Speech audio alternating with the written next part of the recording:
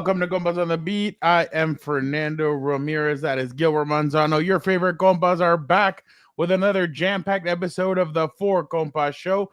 In this episode, we'll do a quick recap. I don't know if it'll be quick because somebody is very boastful today. Somebody pumping out their chest. Somebody is very excited. And I'll tell you something, man. He's very excited about them Lions, man. After their victory over the Ravens. By the way, shout out to Vic, the producer, for the thumbnail on here. Great job by him.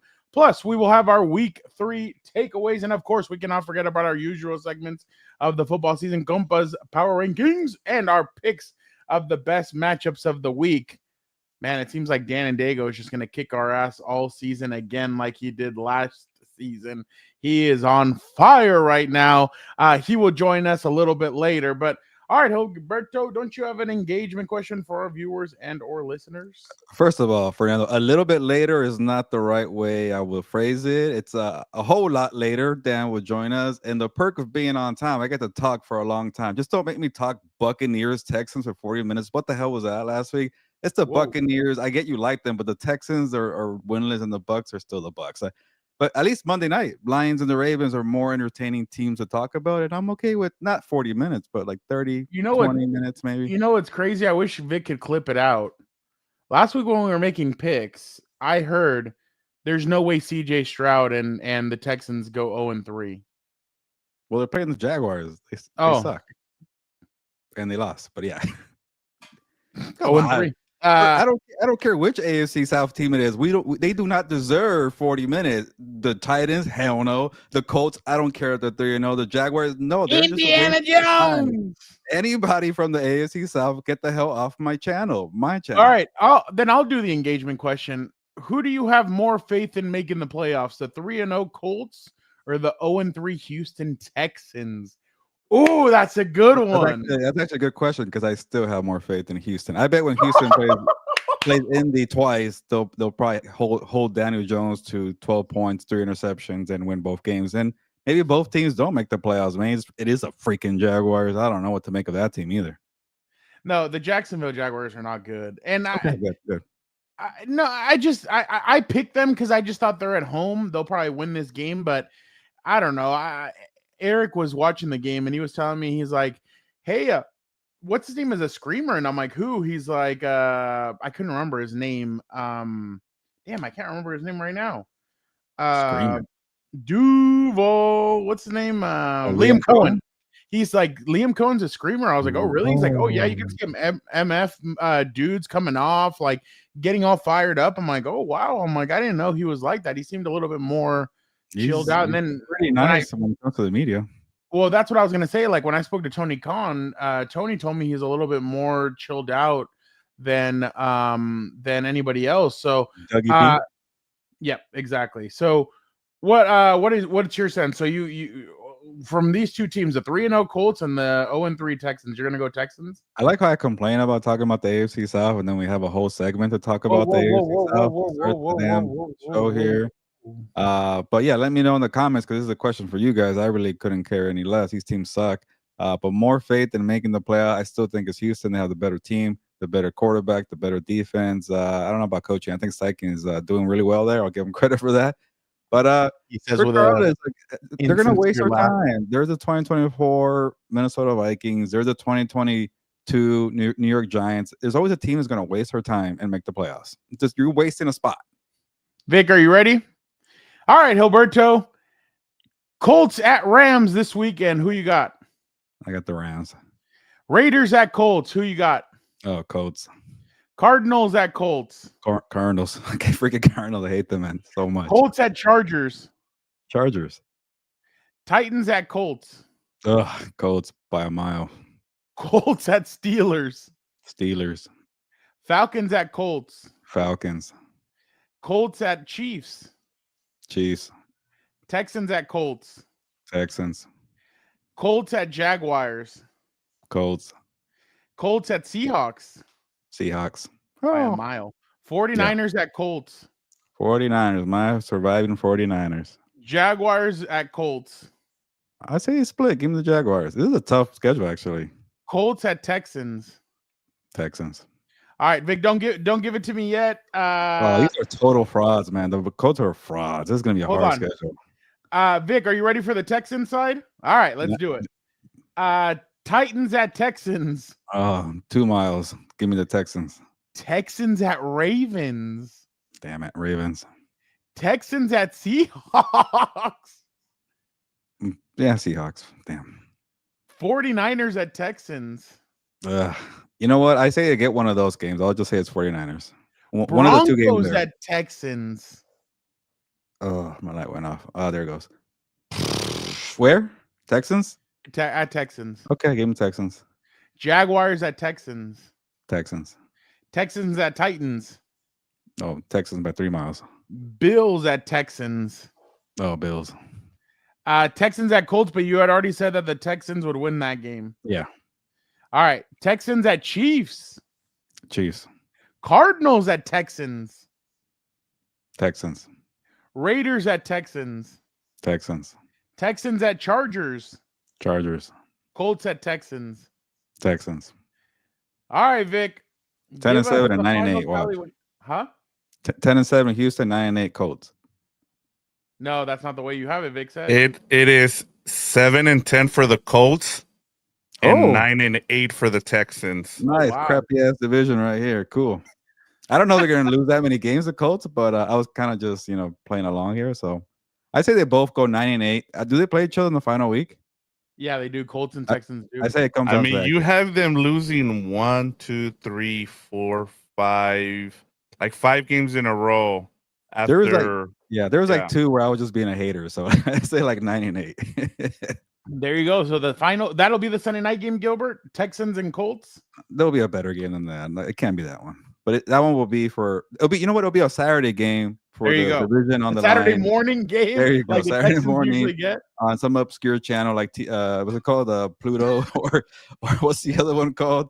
I forgot those random channels. Pluto. What's the other one? Shit, I forgot. But yeah, Nickelodeon. They do a Nickelodeon. You can have it on that one. It could be Adult Swim. No one's gonna watch. Oh, that's good. You got me fired up. It'll be on the TLC channel.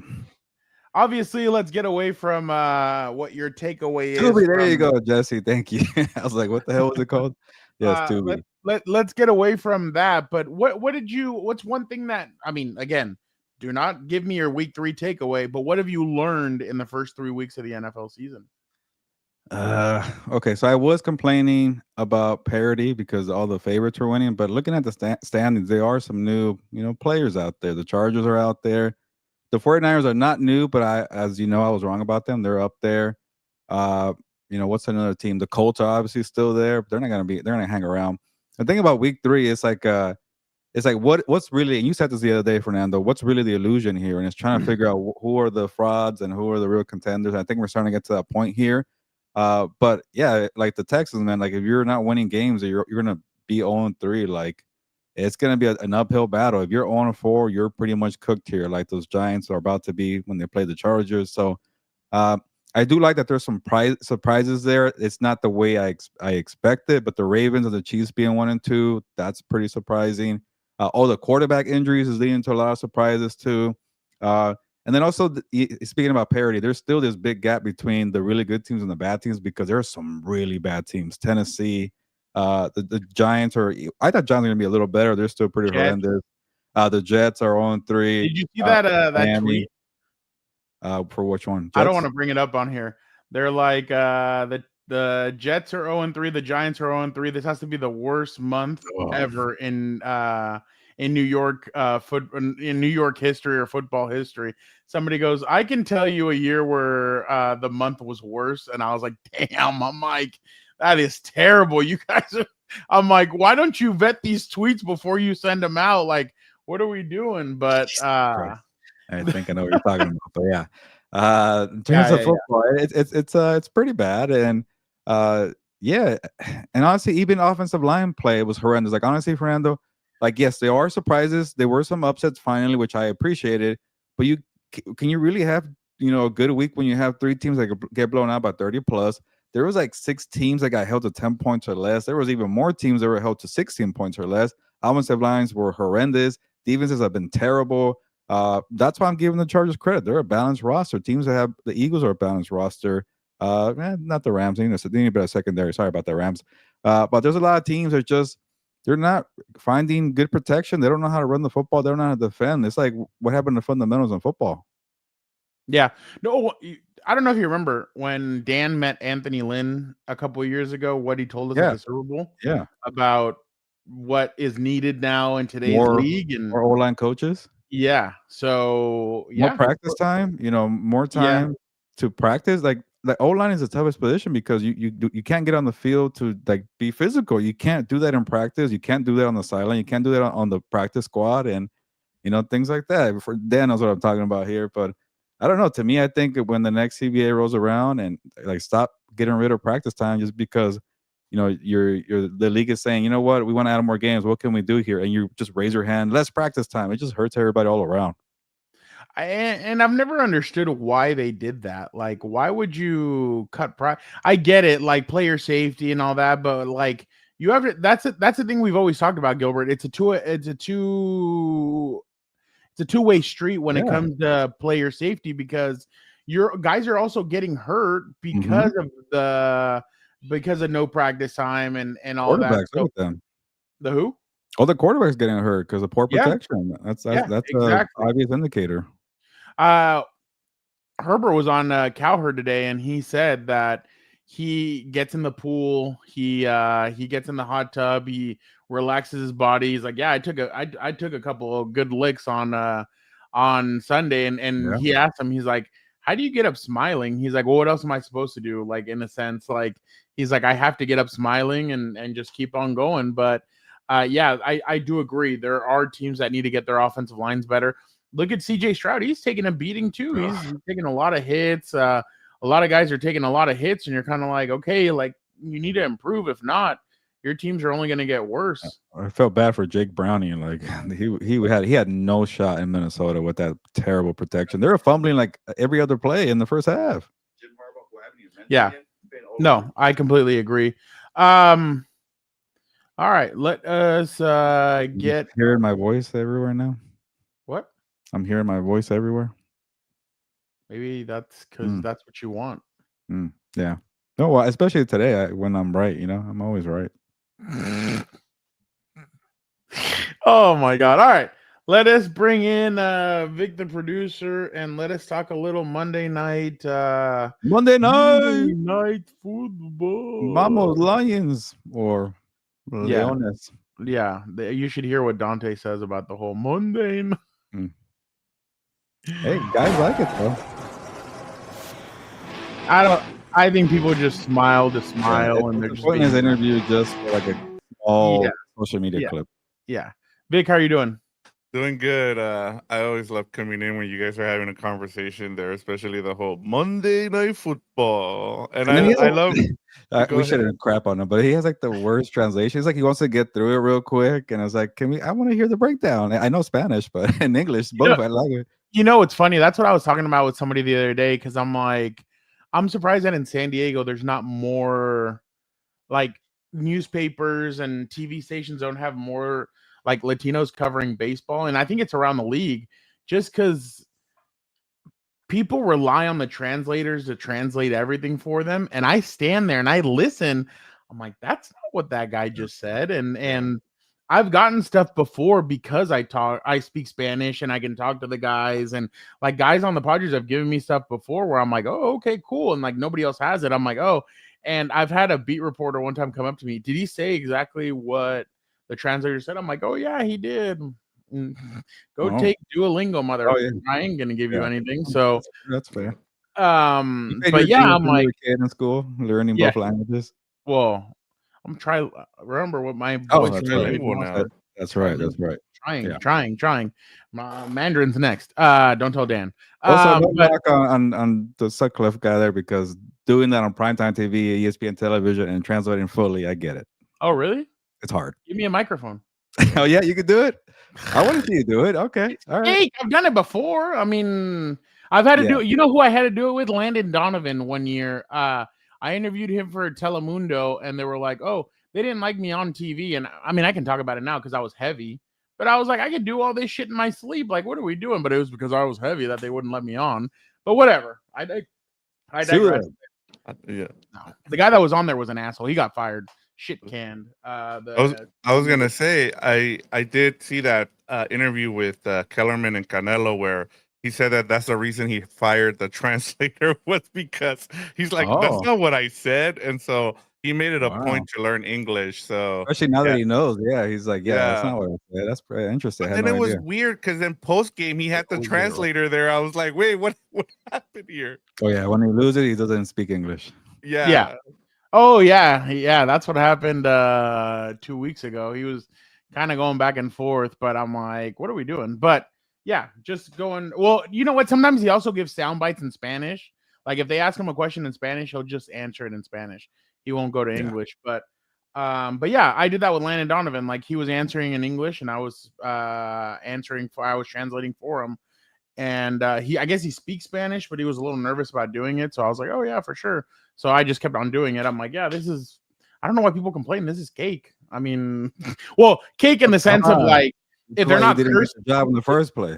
No. If they're not cursing, then it's easy because I don't want to have to translate word for word that because then that in boxing I do give them a little bit more because those guys are like cursing straight up. Like I've heard some of the stuff that some of the boxers saying. I'm like, damn. I'm like, yeah, I don't know how you translate that. YouTube some Ricardo Mayorga's post-fight interviews and try to translate that. Oh yeah, I'm sure. But all right. Let us move on. The Detroit Lions surprise a lot of America. Not one guy on this show, though. They jump out to an early 7-0 lead to get matched by the Baltimore Ravens.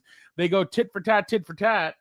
Amon-Ra St. Brown catches a touchdown pass, tied up. No, my bad. Sorry. Jamari Gibbs goes up 28-21. The Ravens have to settle for a field goal. Then Bates comes on and kicks a field goal after a Derrick Henry fumble. Then David Montgomery puts it away with a 31-yard touchdown, 38-24. And Mark Andrews has a late touchdown with 29 seconds left. But like they said, smash and dash or whatever the hell they call her, Sonic and Boom or whatever the shit they call their running backs. I don't care. I hate nicknames for running backs. Knuckles. Jared Goff, very efficient, 20-28, 202, one touchdown. This seemed like he was a game manager in this game. Nothing wrong with it. I'm just saying it looked a little game manager-esque, which is good. You limit the risk. David Montgomery, 12 carries, 151, 2 touchdowns. He averaged 12.6 yards a carry. He had a long of 72 yards. Jamari Gibbs, 22 carries, 67 yards, 2 touchdowns. And the icing on the cake, 7 sacks by the Detroit Lions on Lamar Jackson, who was nearly perfect, 21-27, 288, 3 touchdowns. Here's the surprising part. Derrick Henry, 12 carries, 50 yards, 1 touchdown. Gilbert, I will start it off with you. What went wrong for the Baltimore Ravens, and what went right for the Detroit Lions? I don't think my electricity is ready for my victory lap because the lights are flickering. It's like, oh man, no, crazy. Gilberto, he's about to go off right now, and it's like, so in case my light goes off, you know why? There it goes, right there. They know it's my time. Or even looks better actually when it's dark. But the point is, I have a lot of points, and this light's gonna piss me off right now. But after my take, I will get up and I'll try to fix it. But I actually like that the Lions played the Ravens football style. It's pretty cool, by the way. Running with Gibbs, running with Montgomery. Oh, you got Derrick Henry and Lamar Jackson. Well, we have running backs that are better. I'm sure Dan will love that Lamar Jackson's a running back. But they just pretty much the pound the rock. Good O-line. Everybody said this O-line is going to take a hit when Frank Ragnar went down. And, they still could do that. Everybody said the trick plays from Ben Johnson were going to leave to Chicago. I saw more trick plays yesterday. The coordinators were doing great. Shepard, the DC, John Moore, the OC, Dan Campbell still doing 4th down. So what exactly changed in Detroit? It looked like the same recipe to me. And this is where I take my victory lap. I told everybody that Dan Campbell is that coach. He's the one up running the show. Brad Holmes, the GM's running that show. But hey, but they lost Ben Johnson, the offensive guru, the wonder kid. Oh no, they lost Aaron Glenn and his toughness. Went to New York. No. So, I think it's time that we give Dan Campbell the same luxury we give John Harbaugh. I guess we don't do that to Sean McDermott, but anytime there's a team Thank that you, man. constantly wins, yeah, every time there's a team that constantly wins, the Chiefs, Eagles, Rams, Bills, Ravens, nobody cares when they lose a coordinator. Nobody cares when they lose a player in free agency. Nobody cares if somebody gets hurt. But with the Lions, nobody gave them the benefit of the doubt. Did nobody see what they did from 21 to 24? Did nobody see all the talent on the field that Brad Holmes delivered? He also drafted Tate Ratledge out of Georgia, the second round pick. He drafted Christian Mahogany. How do you say Mahogany? There you go. It's like a color, right? Mahogany. 6th round pick in 2024. He's doing the draft there. He's doing, and then you have the DNA, the coach of the foundation. That's Dan Campbell. So maybe it's the stigma of Dan Campbell being a meathead, and people couldn't just forget about that. But to me, I think that showed a lot. And I get it's only 3 games. I won't take a full victory lap. They need to make the playoffs. They need to win games. But I'm giving Dan Campbell the benefit of the doubt. He has earned that. He's the one running the show. And people forgot that Ben Johnson wanted John Morton too. Sean Payton wanted to keep John Morton too. He was a hot commodity, and Dan Campbell won. I think John Morton told reporters that when Dan Campbell calls and he wants to keep you, it's hard to say no. So to me, that said a lot right there. Vic. I think he's right in taking his victory lap, but I'll switch it over to the Ravens here, and I think my biggest thing from this game, Fernando and Gilbert, was just seeing this team and how much credit we give them. Like, I feel like, for as you just said, Gilbert, it feels like we downplay the Lions coming into the season, and we just assume that the Ravens are going to just pick up where they left off, and they were going to score. They were going to be the same team. And I'm starting to, whoa, we lost Gilbert there, but he's like, I made my point, and now He's out of here after he kept on.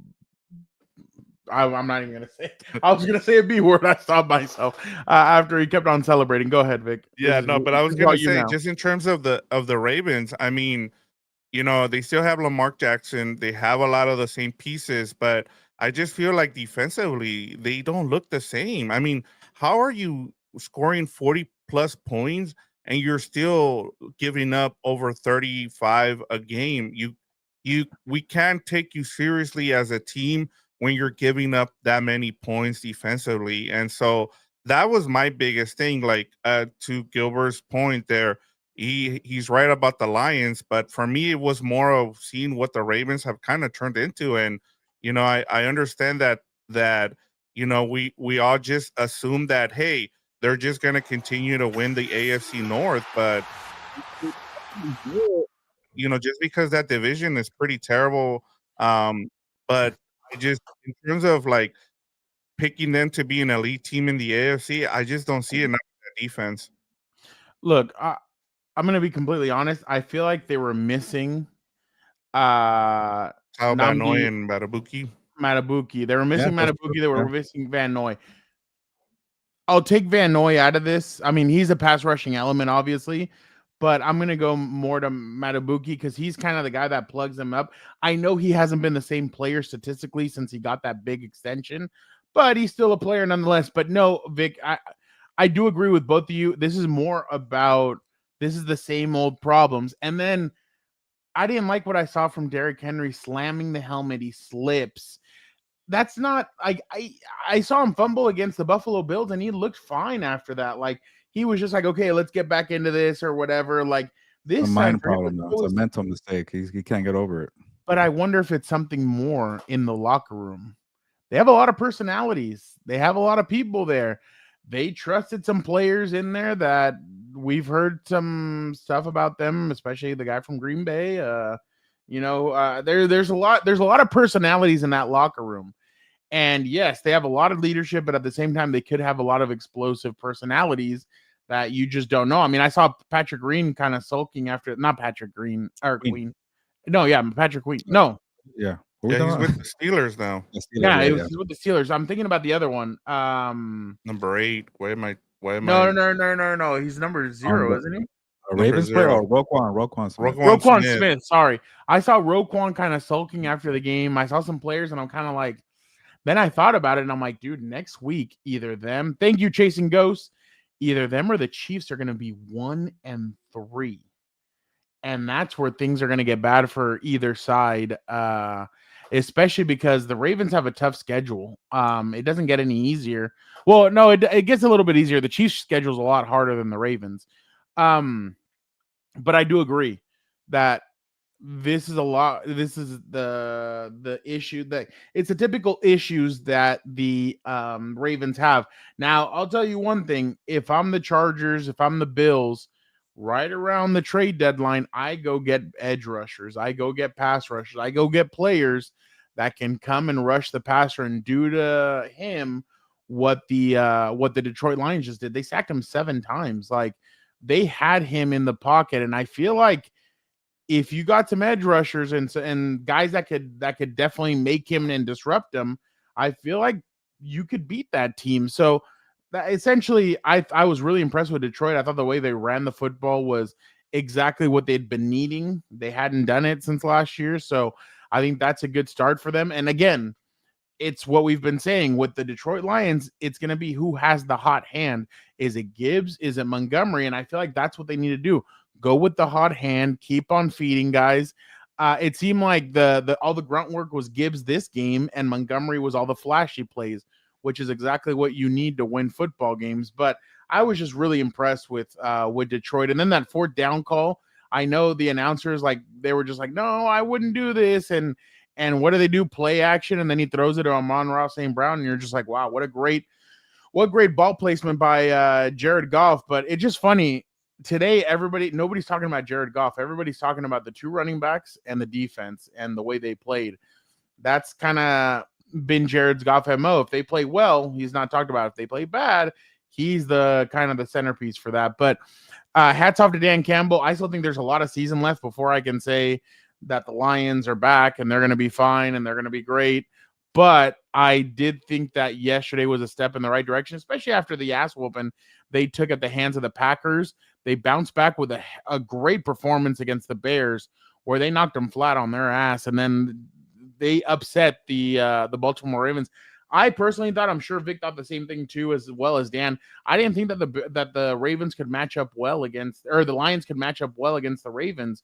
I'm not a big fan of their secondary. I mean, Brian Branch is a baller, but other than that, Arnold is okay. They got some other players, but I didn't think they would match up well, and they really did. So my hat's off to the Detroit Lions, and they show that they're not dead yet, that they still have a lot of fight left in them, and I'm ready to see what the Packers and the Lions are going to deliver. Because to be honest, I don't believe in the Bears. I told you guys yesterday, I don't believe that was a turnaround. I don't believe, oh, hey, all of a sudden they're going to be fixed. I just think that's how bad Dallas' secondary is. And when it comes to the Vikings, I think the Vikings are okay, but the quarterback position, you need a quarterback to win football games, and I just don't think they're going to have it, whether it's J.J. McCarthy, whether it's Carson Wentz. So, yeah, I think this is going to be a 2-horse race, and I think it's Lions and Packers. Yeah, I think now that you guys see what I knew all along, by the way, because I was right, the narrative is back on track. It's week 3. It's back on track. Now the Lions are back to being Super Bowl contenders, and I told you guys that they will. And now we can start talking about the things that actually matter here. Now we're here. We're not questioning if John Morton's a screw up. We're not here, saying, oh, he's 55 years old. He can't be the next Ben Johnson. He's too old. He's already had his opportunity. Anyways, I'm gonna keep running with that. But the thing is, yes, the Jared Goff thing does worry me when it comes to the playoffs. He did, like, now that we're all back on track, he did lose to the Commanders. He still has not won the big game. He still hasn't guided the Lions to the Super Bowl. So those are fair. Those are legit. But we can start talking about the Lions now being in the mix. We can still talk about, like I said last week, the Lions match up better with the Eagles because they have a better balanced roster. The Packers do not have a better balanced roster. I do not care that the Packers beat the Lions in week 1. Try doing that to the Eagles. You do not match up well with the Eagles to me. We'll find out more about the Packers later on. Like we said, I think on Monday, Fernando, they need to call up the Saints and ask about Chris Olave and Rashid Shaheed because they have no wide receivers there. The Lions have a ton of weapons. And, one thing about the Lions, too, now that people have given them their credit, do they still play with the same the feistiness, same chip on their shoulder, because I'm on Ross Brown, man, on that hot mic. I don't know if you guys heard him with the scoring a touchdown saying, we still run things here. Like those guys were feeding off of the offseason narrative. Can they still play with that same fire, that same style, saying, you know what, we're going to run it back. We're going to go all the way to the big game, because to them, they probably shouldn't care about what people are saying about the coordinators. They should care about losing to the Commanders and trying to make up for that this year. But I love the fire. I love the depth, the balanced roster. I like going for it on fourth down with Dan Campbell. I like the pass from Jared Goff. There's too much to like here with the Lions. But to me, now that we're back on track, can you finally get it done this year? They still get viewed in the same light as the Bills and the Ravens, right? Teams that are just talented that never get far. Same thing with the 49ers, talented but never get far. Can the Lions finally get over that hump? Who did you say needed to trade for Olave? The Packers. Interesting.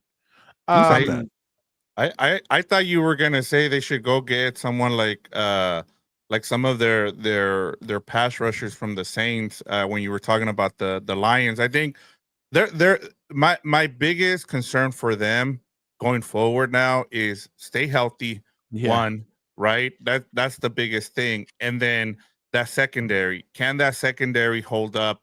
We saw that secondary kind of get, kind of torched, especially with the tight end. Like my biggest concern too is if you run into a tight end, are you able to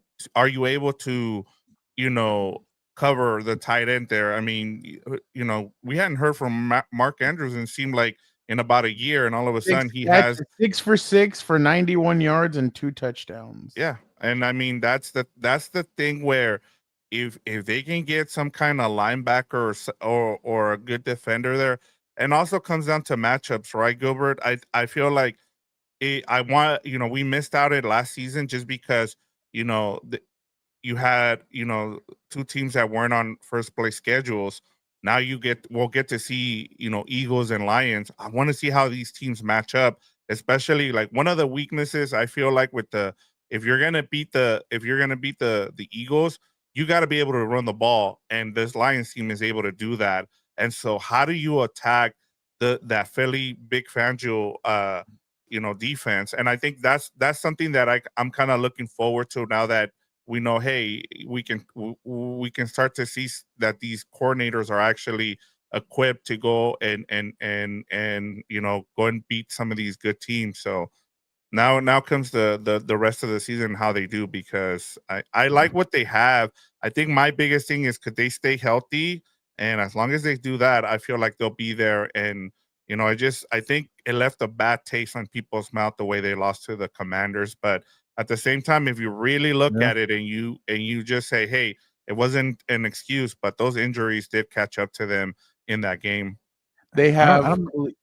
My bad, go ahead. I was going to say real quick, I'm not sure if I'm that worried about the defense because, Mark Andrews went up, but what the hell did the wide receivers do? What the hell did Lamar Jackson do? So to me, I go back to the coaching, and I go back to versatility, and I go back to just playmakers. They like the Ravens defense, I get it. They didn't have Matabuke in the middle, but they have better players in the secondary, but the Lions secondary, I thought, played better.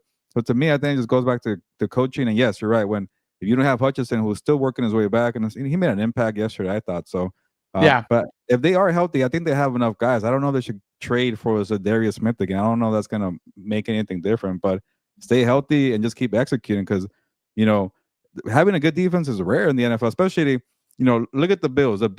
Who would we say has the best offense and who has the second best offense? I would say Buffalo and Detroit. And I think Detroit has a better roster than the Bills because the Bills can't defend for crap. I agree. They dropped, 40 points on them, the Ravens, that is. And what did they get yesterday? They got a garbage time touchdown at the end. So I'm not too concerned about it, but you're right, Vic. Last year, they got banged up. That's not an excuse. They still got exposed defensively. But to me, I felt better about that coming out of the game yesterday. Last point. I think what were we saying? I agree with your guys' points. Detroit has to stay healthy. I mean, Hutchinson had a great hit on Derrick Henry, and I think people are going to start using the punch more when it comes to Derrick Henry. I mean, those biceps, I remember with Adrian Peterson, they did a study because his biceps and his body's so big, his body can't, his hand can't grip the ball at the same time as his muscle. Like, the ball can't sit there. That's how big his muscle is. So you're able to punch it out. I just remembered this old clip from I think Sports Science did it one time, but they saw it as a negative. Oh, obviously Adrian Did they started the did they negative have story. him on the show to No. show off the No, muscle? no, Okay, no, I was gonna no. say that's a bad look. I know, for real. Detroit, they play Cleveland this weekend. The same Cleveland Browns that upset the Green Bay Packers, and they go to Cincinnati, and then they go to the Chiefs. That Chiefs game is going to be very interesting. And then the following Monday, that's Sunday Night Football against the Chiefs, and then they host Tampa Bay at home on ESPN for Monday Night Football. But again, that Chiefs game is going to tell you a lot about Detroit and where they're at, because is that before Rice comes back? Sorry, is that before Rice comes back? Yeah. That's 1 week before Rice comes back. Yeah. So that's why I'm saying, like, if Baltimore beats the Chiefs this weekend, and then Detroit beats them in a couple weeks, I mean, you're sitting at what, 1-4. They'll beat the Jaguars and be 2-4. I don't know. That's in Jacksonville. Come on, there's levels to this. The Jaguars are not part of that. I don't know. Hey, I said that on a radio station and somebody got mad at me. So about the Jaguars? No, when I was on a radio station, I can't remember which one in Vegas, and they said, "Well, the Raiders are coming off a big win against the Patriots." I'm like, "There's levels to this. Like you can't tell me Mike Vrabel, who's barely coming in, doing all this, and then now they're gonna play the Chargers. Well, I think Drake May's a hell of a player." I'm like, "Well, yeah, no, he is, but like he's not Justin Herbert. Well, he could be." I'm like, "Okay, but he's not him yet." Yeah. And then they were like, "Well, that defense did really well against Geno." I'm like, "Okay, but that's not the same kind of defense that they're going to be facing here." Yeah. So, like, the guy was. It might be a year away still, and I know Victor called that one. It might be 2 years for the. They still have a lot of. They still have a lot of weapons they have to build out. And then Christian, what is Christian Gonzalez? He keeps missing games. When's he going to play? He's a hell of a talent. Like, he's a hell of a corner, but he keeps on missing games. You know what's crazy? He might be Jason Verrett 2.0. The Patriots outplayed the Steelers. If you really look at the numbers there, it was just that they turned the ball over 5 times. They don't know how to win that way.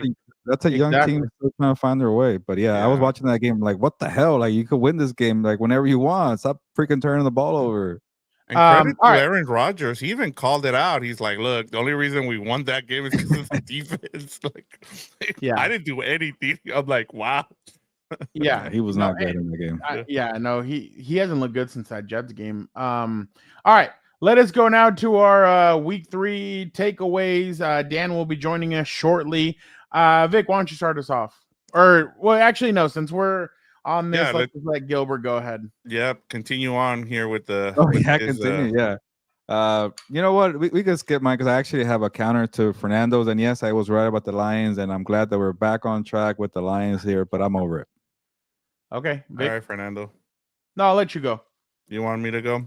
Yeah. All right. I think my biggest takeaway is that the AFC is overrated. I think, kind of going back and looking at it, it's not just the standings. I mean, you look at the standings and you have all these teams like the Chiefs, the Ravens at 1-2, and you have teams like the Colts at 3-0, the Jaguars at 2-1, and I think the Raiders are still, I think, like a 7 seed or something at this point. I'm like, the way they looked against Washington, to me, the NFC looks as the superior conference right now.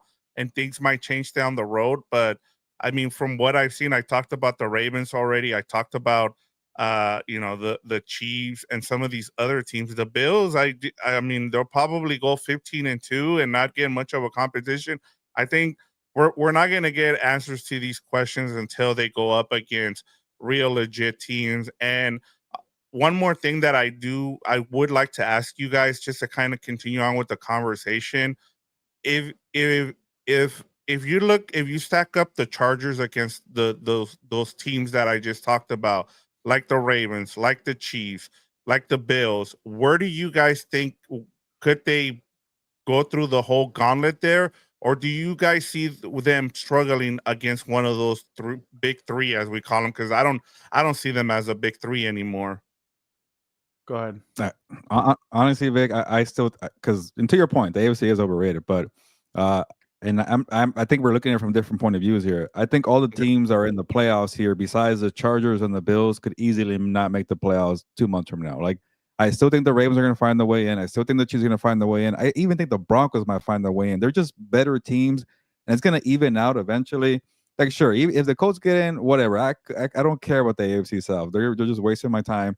Somebody's gonna win a division, point blank, period. Right. But I still see, maybe the Broncos, being a fifth seed. I see the Ravens winning the AFC North. Are you gonna tell me that the Steelers are gonna hold up? I don't know if I buy that. Jake Browning's not going anywhere, so that Sure, thing that wasn't his question. but I'm just saying it's gonna even out, and say that this is my counter question now. Say the Broncos are who we thought they were, the Chiefs are the same, the Ravens are, the Bills. But who are the Chargers. Broncos? Like, I didn't see them as this major world But beater the way the media was hyping them up. I And get that, but there's Rich still gonna be Eisen the other better day was teams. like, his head was spinning. Like, look at this right now. Like, do you think the Bengals are going to be the 4th seed when it's all said and done? No.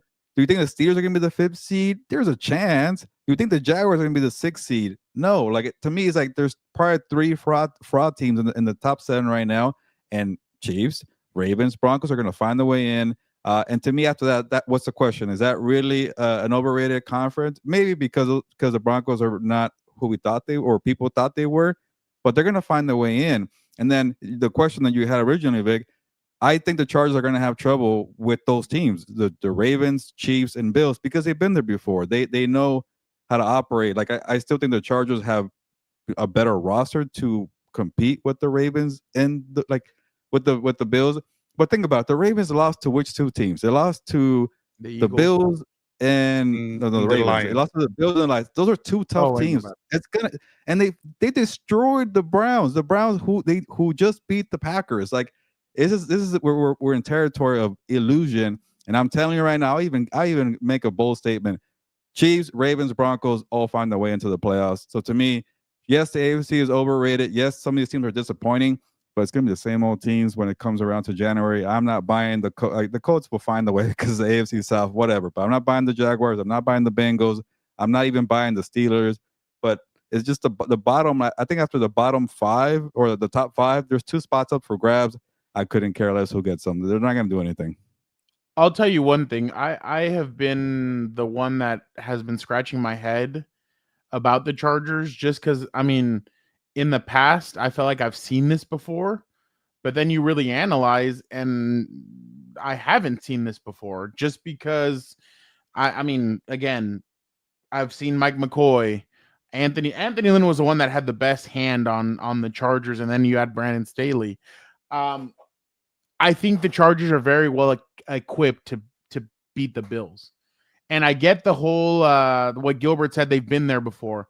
Yeah, but they've never had the opportunity to go in there and not, like, how do I want to put this? I don't want to say choke it off because, I mean, obviously last year they lost, but I mean, like, they don't have the cloud in their head the way that the Bills and the Ravens do. Like, the Bills and the Ravens, for some reason, whenever they play the Chiefs, it's like, here come all these the same mistakes that we've seen, the not being able to finish off plays. The Chargers kind of would come in, and they'd probably, if they played the Chiefs in the playoffs, they'd play a lot more free. I think they'd be like, well, we've never faced them. Like, let's see what this is all about.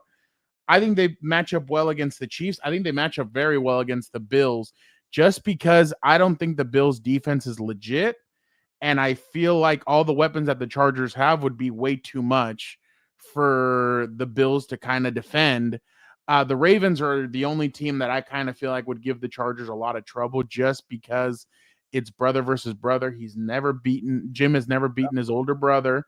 And that's where I think it would play off. But look, I'll tell you one thing about the Chargers, and I know a lot of people don't know this or have seen this. Their defensive line is legit. And I'm not talking about the edge rushing. The edge rushing, they need a lot of help with. I still feel like that's one of their bigger weaknesses. The offensive line still needs help. I get that. But when it comes to their defensive line, they have 3 guys in there that they rotate, and all 6 of those guys are very good, and they get pressure on the quarterback. And if they can figure out the edge rushing, then, and I mean, on the opposite side of Khalil Mack, obviously, when he comes back, but they're getting so much push up front, and the way they were able to, and I know they had small sequences against Bo Nix where they kind of messed up. They had small sequences against the Chiefs where they messed up. They even had some against the Raiders. But when the time comes up, they settle down. And that's what's very interesting about Jesse Minter. I don't mean to go off on a soliloquy, but I just mean like there's something that I'm noticing with Jesse Minter that when the fourth quarter hits, his team really settles down and they play very well. I think right now they've only allowed 7 or 8. I think they've allowed like 8 to like 12 points in the fourth quarter, if that. Because of the they've only allowed field goals, I think, in the fourth quarter, if I'm not mistaken. I don't think they've allowed. They might have allowed. No, that touchdown was before. Yeah, no, they've only allowed field goals, I believe. No, one touchdown to Kelsey. I apologize, but other than that, it's been all offense. Like their defense has really settled down, and I'm very impressed with it. Now, there's a long way to go. They still are going. They're going to get Denzel Perryman back, Khalil Mack. Still feel like they need to make moves for the offensive line. But again, I've been very impressed with the kind of players that they have, and I feel like they'd match up well with everybody except for Baltimore just because of the brother aspect of it. Jim would need to pull some stuff out of his yin yang to really win that game. Like he's gonna have to go extreme to win that game. But yeah, that's just kind of my MO. I do think it is. I do think it is Bills and Chargers at the top right now. What were you gonna say? Yeah, but even to your point of the Bills matchup, like think about it. When the Bills struggle with the Chiefs, because why? They have a star quarterback, they have a physical defense, and they have good coaching. What do the Chargers have? Star quarterback, star defense, and a good coaching. Yeah. How can the Bills overcome that? So to me, it's kind of like imagine you finally avoid the Chiefs in the playoffs. You get the Chargers, like crap, it's a similar kind of build team, and you still can't do it. That would just probably mentally drain this team. And they're superstars. I bet you if you go on the street and you ask people, name me a player on that defensive line that defensive team that's not Derwin James and Khalil Mack, folks aren't going to know. Dayon's starting to get his name out there. I'll tell you one player that everybody needs to take notice of is Tarheeb Still, 29. That kid can bang. He'll hit. He's a very good defender. He's very impressive. But and the thing is too, there's moments where Jesse rotates the secondary. The only one he doesn't take out is Tarheeb, but he'll put Benjamin St. Just, who's we all know he's had his issues with Washington, but here he played very well. He had a pass deflection on a key third down for the Chargers defenders. It's just the rotation that he has. Guys have stepped up. I am impressed. I am still a little hesitant because there's still 3 months left, but I really feel like as of right now, they're on a positive foot moving forward. No, yeah, Tier Tart. Well, people are gonna know him because he smacked Kelsey in the face. But yeah, as of right now, that's and my last point here. I think the only thing that kind of worries me about the Chargers, playoff hopes in terms of what they can do in the playoffs, is that they're not going to get to face some of these teams, like because they don't have a first place schedule, right? You're not going to get to see the Ravens. You're not going to get to see the Bills. But you're going to get to see the Chiefs. And so you got to take care of those teams, especially like that's going to be one game that I'm really looking forward to see where they stack up. I think you mentioned this yesterday where it was like, I don't see them, getting a real test until they see the Eagles. And I'm kind of with you looking at that schedule, Gilbert. Maybe Commanders if they're healthy, but then no Scary Terry, no Jaden Daniels. Like it's kind of a bummer, like it's the way it's shaping up for that matchup. Though I wish they would have been at full strength for Week 5. But I'll say one thing: it's also like for the Bills and the Ravens and them, they're not gonna see them, so they don't know what to expect. That's why last year I had said if the Ravens would face the Chargers again in the playoffs, I thought the Ravens would have blown them out. And one last point in terms of how physical, like you don't know. Like you said, there's levels to this in terms of like if you're not used to that physical, the physical game that the Chargers play, that might be something where that helps them, because if you don't have to see it till you get to the playoffs, that is something where you have an advantage. Yeah. Binky, you're asking if the Steelers game will get flexed out. I'd be very surprised. I think they want to see the Chargers as much as they can on prime time because of Jim Harbaugh. It'll be Jim Harbaugh, Mike Tomlin. They have a great record at that point. You're not flexing an LA team. Yeah, exactly. All right, I will go quickly. I think it's a mistake to start Jackson Dart this weekend against the Chargers. I think they'll be fine after that. But like I said yesterday, I think they should have waited for the Saints game to start him. You're welcome, Binky. But it's just because of the sense of I understand the Chargers have the unknown. They don't know what to expect when it comes to him at quarterback. But at the same time, Jesse Minter is going to scheme up some stuff to confuse this kid. What if the kid ends up throwing 3 picks in the first half of the game and you're kind of like left with, oh crap, the kid's a little bit distraught or whatever. And again, who knows what's going to happen? I mean, they lost their running back as well. Andrew Thomas didn't make it through the Chiefs game, so that's going to be interesting to see. No left tackle, so Xavier, that's cool. That'll be awesome. So I just think it's a mistake playing him against the Chargers. I guess getting your feet wet against one of the better defenses should be interesting. It'll show what the kid has, but at the same time, I'm just a little nervous that the kid is gonna be in for a rough weekend. Their offensive line's not very good. I'm sure Derwin's gonna be blitzed. I'm sure Dayon's gonna shoot right through. So that's kind of where I am in when it comes to that, just because Angel, he will be here momentarily. Right. But I definitely think that it's kind of a mistake just from that aspect, is that it's a rookie. Like it's kind of like the remember Bill Belichick against rookie quarterbacks? I think he only had like one loss. Sam Darnold saying I see ghosts, talking about chasing ghosts. Exactly. Yeah, exactly. And be freshman in college now. Jesus. So yeah, that's just my kind of that's my 2 cents. I think it's kind of, and what, you know what? Hold on. Let me put this one too.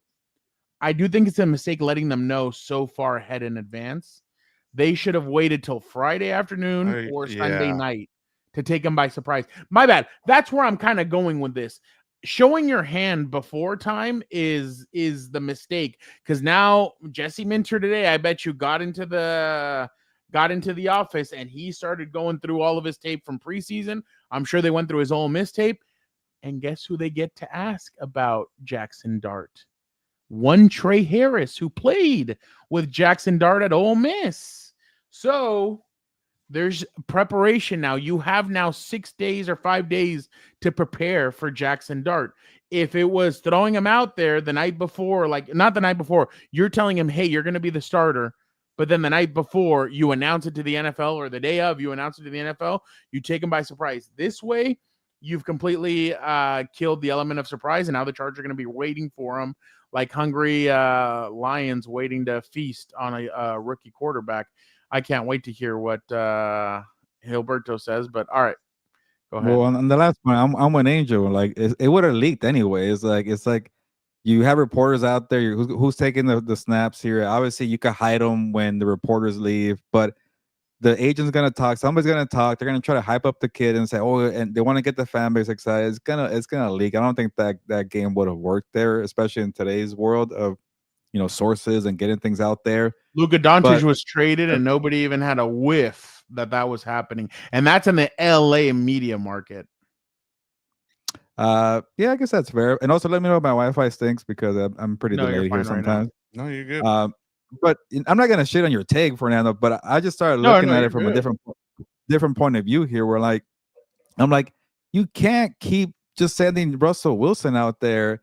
And put it this way, because Brian Dable saw Russell Wilson, get 450 passing yards on the Cowboys. He said, "I don't give a crap. The Cowboys stink. I saw what you did to the Commanders and to the Chiefs here, and you're terrible, Russell Wilson. I would not fall for the illusion of you dropping 450 passing yards to the Cowboys, because my guy Jackson Dart, he probably would have had 500 yards passing on the Cowboys defense." So to me, I think Dart is just the better option.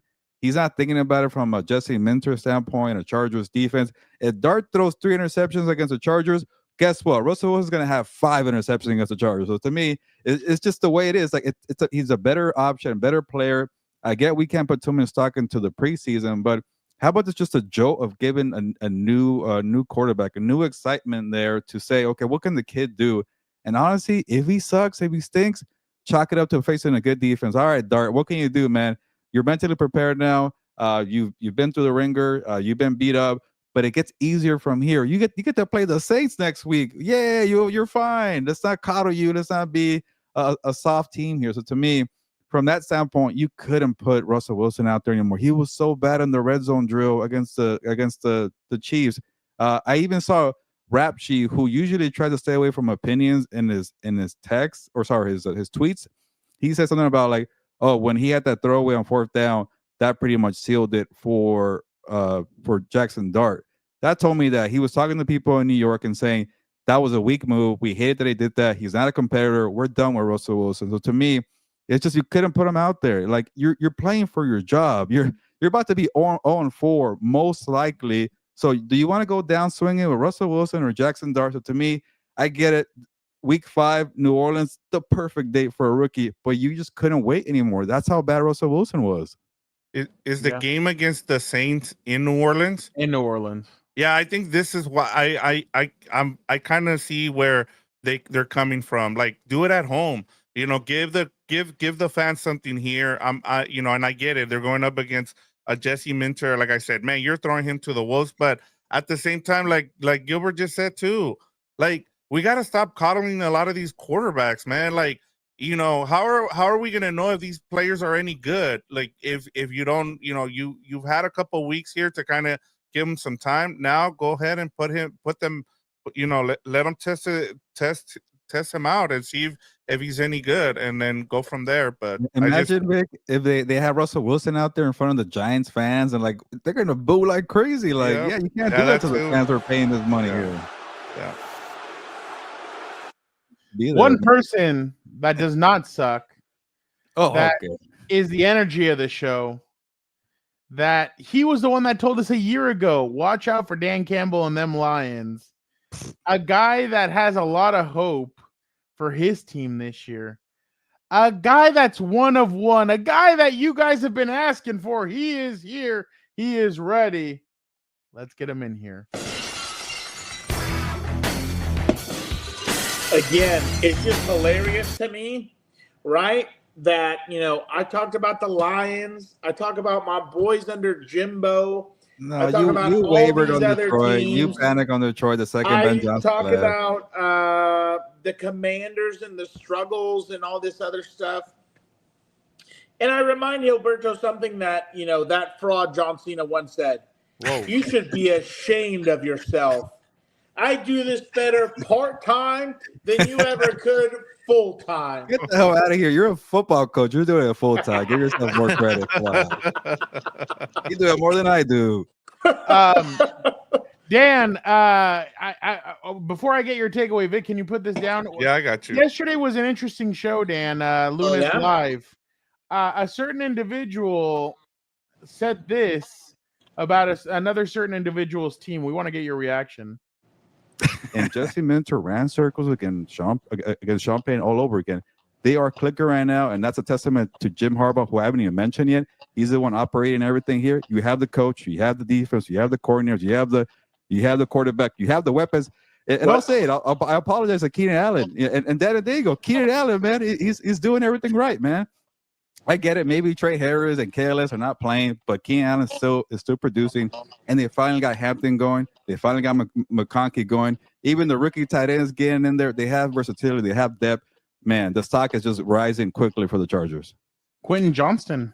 Oh, sorry. Quentin Johnston. I apologize. That guy's open all the time and catching the damn football.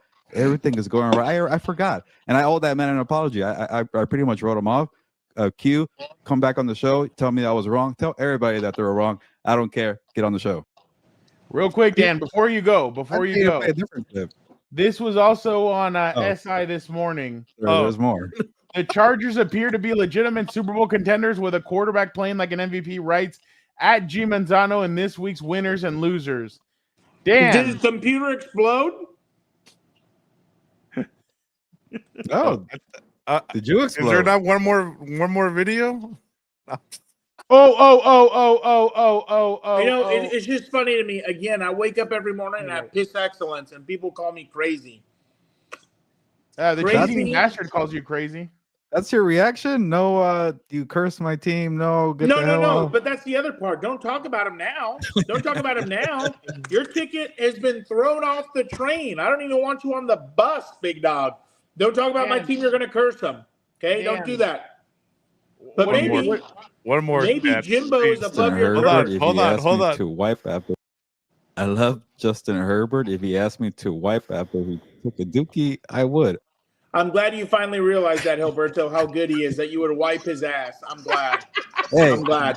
Hey, Dad, gladly. But if it's the playoffs rolls around and he's throwing 4 picks, I'm not wiping shit. Sorry. And then you wonder why we can't get him on the show because you slander him like that. I'm sure he sees that, so thank you. If he's winning games in the playoffs, we're the white. That's my biggest takeaway. Stop talking about my team, Gilberto. Why don't you write a story like Eric? I don't know if you know this about our friend, Sir Eric D. Williams. He had a rough weekend. He was already furiously typing away after the Raiders had their debacle against who cares that they played against irrelevant Marcus Mariota. Oh, even worse, the throwing Samoan. Yeah, even worse. He was already typing. That's too. You can hear the click clack. And all it says at the title of his article, why the Raiders are failing Pete Carroll. That was a tough game. And then that was already a tough game for him to watch. Then he goes to the 1 o'clock. He says, my boy Sean, because I'm a McVay sexual, he won't fail me. He's the greatest mind ever. He won a Super Bowl before he turned 30 or whatever. He's so smart. He can do it. And then what happened? Yeah, you're supposed to crap on me, not on Eric. Come on, poor guy. Excuse me, sir. I think it's my time. Okay. Then he starts to type, why the Rams are failing Sean McVay. It was a tough weekend. Okay, sarcasm. The bigger question is what's going on in your national writer group chat now that the Chiefs look like ass. I had a fantastic week. I was, winning everything I felt like this week. So I don't think so. Let's look at the records. No, the Lions won. That's all I cared about. I was so mad about fantasy leagues I won. I won Survivor Pool.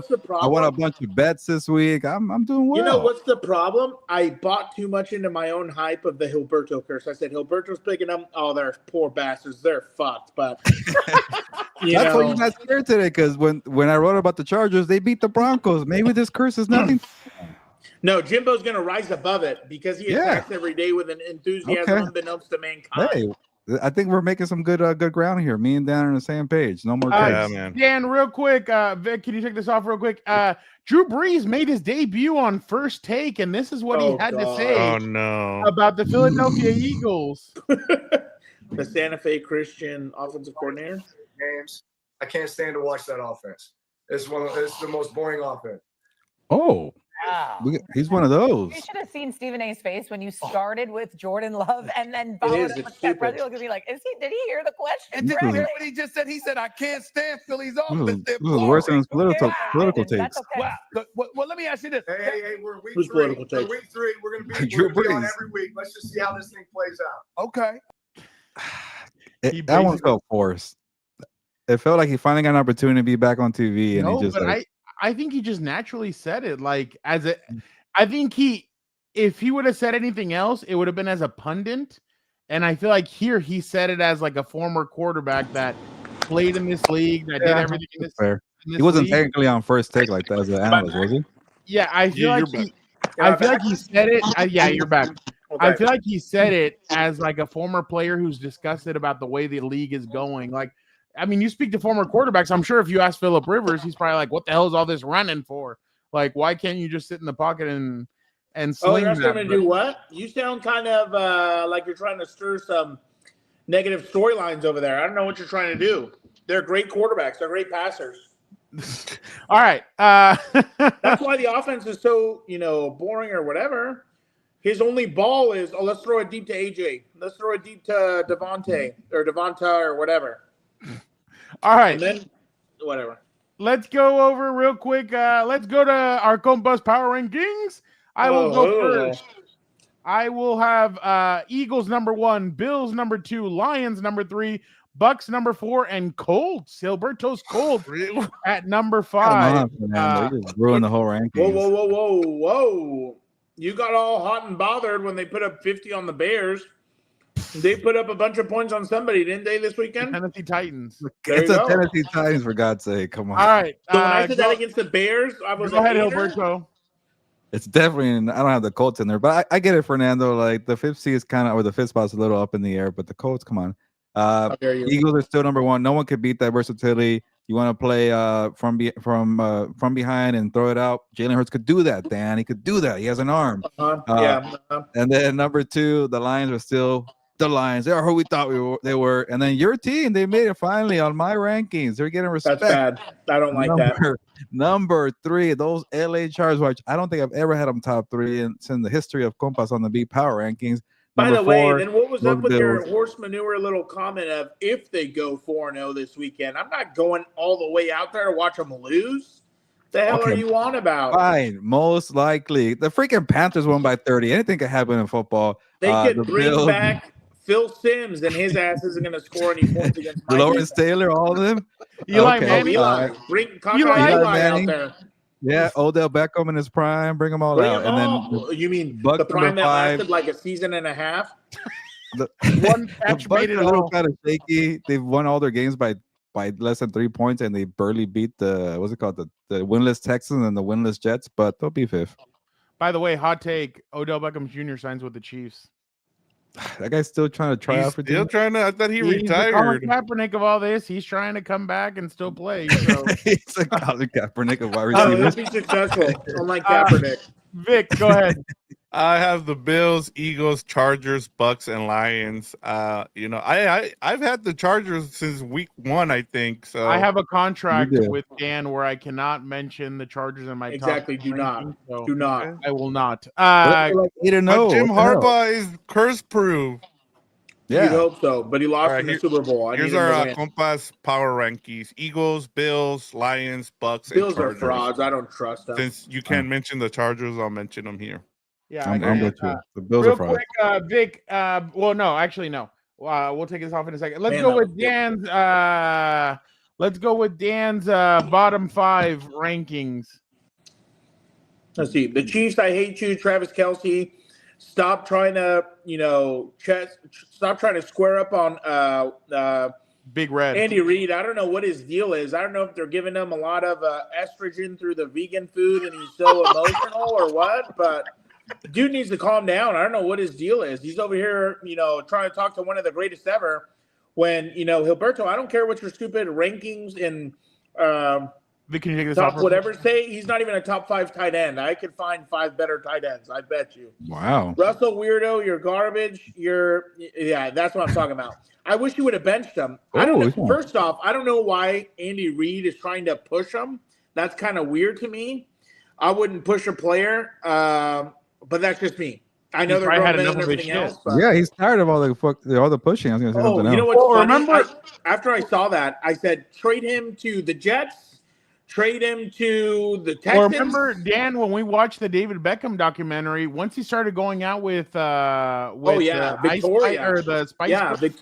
Victoria. Remember, Ferguson was tired of him. He was like, "You're annoying. You have this diva complex. I'm tired of you." So maybe that's where he's at. Dan, I would trade him. Interrupting you. You go ahead with the rest. I would trade him to whatever 0-3 team I can find. What's number 3, Dan? Tennessee. What's number 3? Russell Weirdo. Just garbage. Couldn't do anything against the Chiefs Sunday night. Absolute shame. I'm tired of watching you. Just retire. Go be a weirdo with Sierra. And I thought it was funny the tweet you sent about God's plan and all this. He's with like a Make-A-Wish kid. Like you're like, oh hey Dayball, you're a scumbag. Like look what I do for the community. Like we get it. Okay. Broncos media, you guys actually thought Gilberto included these guys were going to be something. Like it's funny. I said I know Gilberto and his national media, because little. No, you almost lost to that team, by the way. You almost lost. Whoa! What do you say? Almost lost, Dan. Tell him what almost means. Almost only counts in horseshoes and hand grenades. Are you drunk or stupid? Bring you down a notch for all this charges. Who was drunk yesterday, Dan? Oh, so your hungover is the problem. My God. Broncos media, you really thought you were going to – by the way, if we want to talk about debacles on Sunday, Matt LaFleur and his beloved Green Bay Packers, I don't know where the cheese-eating bastard is, but I know where he better be in 7 minutes or 6 minutes. Not even on here. What? He's not even on here. That's how much I know. mad about the loss. It was a rough weekend for him. He had a hard time, didn't have his glasses, he was stumbling, it was dark. And he's going to kill me for that one. And then his Packers just shit the bed against the Browns. What about the stumbling in the Uber, Dan? He couldn't get into the Uber. He was having a tough time. So it was a rough weekend. And then my Chargers win and are undefeated. He did not text you the rest of Sunday, Dan. He didn't even call me on Sunday. That's how crazy it was. He was upset. He waited until Monday to call me. So all right, good, Dan. Great as always. You are. I try. I ran out of cold meats. All right, let us go now to the Week 3 results from the Pick'ems game. Dan went 6-1 on the week. There you go. I went 3-4 with Gilberto going 3-4, and Vic went 2-5. Let us get the results. I still don't believe we did 7 games, by the way. You guys are making up numbers now. Whoa. Hey, they're on the rundown. And since when did we do 6? I thought it was always 5. Dan is 13-5. There I he am is. 10-8. In Vic the is cellar. 7-11, and Gilberto's 5. Hey, Vic's Where giving he me a good chance belongs. to come back, okay? So I got 2 more Where games he to get up. belongs in the cellar. Hey, Dan, real quick, not give over. Vic a motivational speech so that he can keep him down there. Yeah, Vic, pick all the same games. I'll follow you. He'll All right. class. Vic, Let us pick the games of Top the only one that, out. for people wondering, what's the only game that Dan got wrong was the Ravens game. My And the Lions. Lions. Non-believer. Let Non-believer. us go now. That's a- Thursday night, Seahawks at Cardinals. I will go with the Seahawks. Dan. I don't trust either team right now. Cardinals lost on Sunday. I think Seahawks. Marvin are still- Harrison Jr. kept dropping passes, Dan. Yeah, I think I'll take Sam Darnold. I'll take Sam Darnold too. Oh, I'll take Gilbert, we don't even need to go with you. You're going Cardinals. I'm No, sure. no, go with Victor. I want to hear his answer first. So. Okay. No, Vic. no. Go with Gilberto. No, I want to hear Vic. Here, I'll because go. His pick is going to decide my pick. I'm gonna go with the Cardinals at home on a short Okay, week. good. If you would have got Seattle, I would have just by default in my takes, I would have taken Arizona. But I'm mad at Arizona. Screw them. Get the hell off my team, my bandwagon. I'm going Seattle. All right. I'm so done with them. Vikings at Steelers. Give me the Steelers and Aaron Rodgers. Dan. Yeah, I'll take the good doctor also. Gilbert. Minnesota. Hold on. Vic. I'll give you my answer right now. Hold on. Let me see if I Oh, I still know where have you're it. going. Yeah, we do. We do. I got Where the you. hell is it? I can. I I got can. Oh yeah. There you go. Going with Minnesota. Vikings are on my good side. They beat down those fraud Bengals, so I like it. Yeah, and All this right. one is in Europe, right? This game's in Europe. Yes. Ireland, I think. Yeah. Yeah. Oh, I forgot Hey, about what, that. what was your pick, Fernando? You said I went Steelers. Steelers. Steelers. Vikings. Brothers Okay. ones. Yeah. All right. Commanders at Falcons. Give me the Falcons. Gilbert. Yeah. Is it Mariota? Yeah. Is Jaden Oh, Daniels on vacation? No, they haven't haven't, said- they haven't said it yet. They haven't said it. But no Terry McLaurin, Dan. Yeah, give me Atlanta. I think they'll bounce back. Dan. Did he get stuck? Or- No, this is just terrible. Atlanta. I don't trust. I'll go with the Commanders. I don't trust Penix or Penis, depending on who you ask. Vic. Give me the Commanders. All right. We'll say Raiders. Bears at Raiders. I wanted to just on purpose. This was put on purpose. Here. What shitty quarterback am I going to trust to score points here? Exactly. I will go with Chicago. Dan. Really? I'm Are going to you give. kidding? The Commanders just dropped whatever. On Dallas. Yeah, but it's not like the Bears are that much better. The Raiders just got freaking 40 hung on Yeah, them. Make but- it big. The Bears, they got scored on a lot by I forgot who. Oh, the Detroit Lions? You can't tell me that Geno Smith is.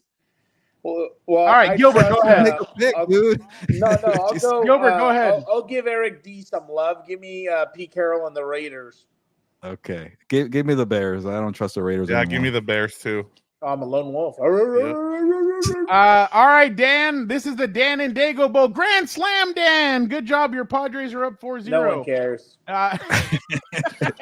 What They're popping Slam bottles as they Diego. clinch the playoff spot. What a soft Slam score. Diego. Dan, Good work. Ravens at Chiefs. Dan's going to go for a Give tie. me the Dan, running backs. They better not fail me again. I will go with the Ravens as well. Gilbert.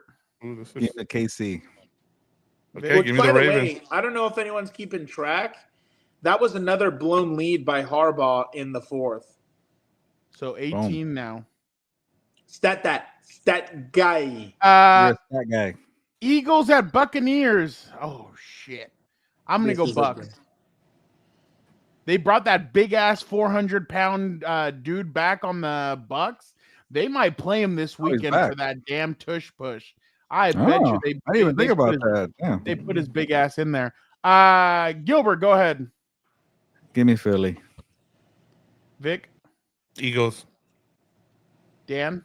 You're a lone wolf on this one, big dog. I'll take the Eagles.